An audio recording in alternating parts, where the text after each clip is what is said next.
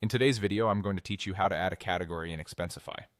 Categories let you organize and report on spending consistently, so employees choose the right label and finance teams can map expenses to the correct accounts.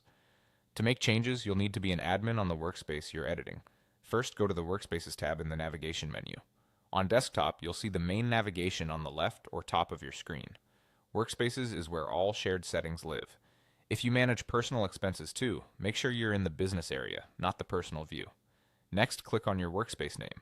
This opens the settings specific to that workspace, sometimes called a policy. If you manage multiple teams, double-check you've selected the right one because categories are unique to each workspace. Inside the workspace settings, select categories. This section lists every category currently available to members of the workspace.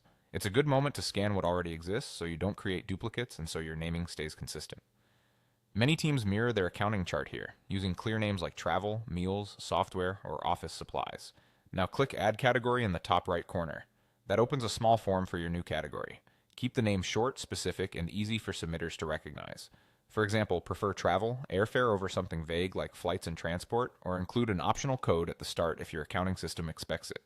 Consistency is your friend. Choose singular or plural and stick with it, and match capitalization across all categories.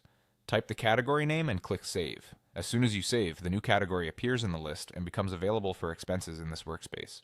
If you ever need to adjust the name for clarity, you can come back to the same screen to edit or remove it without affecting the historical data tied to the category. If your organization syncs with accounting software, aligning names here with your ledger terms will minimize manual mapping later. And remember, only workspace admins can create or change categories. A couple of quick tips to keep things tidy. Avoid creating overlapping categories that could confuse submitters, and group related items under broader labels only when they truly belong together. The clearer you make your list, the fewer corrections you'll need during review. That's it, you've added a category in Expensify. By following these steps in the Workspaces area, you ensure everyone selects the right label and your reports reconcile cleanly.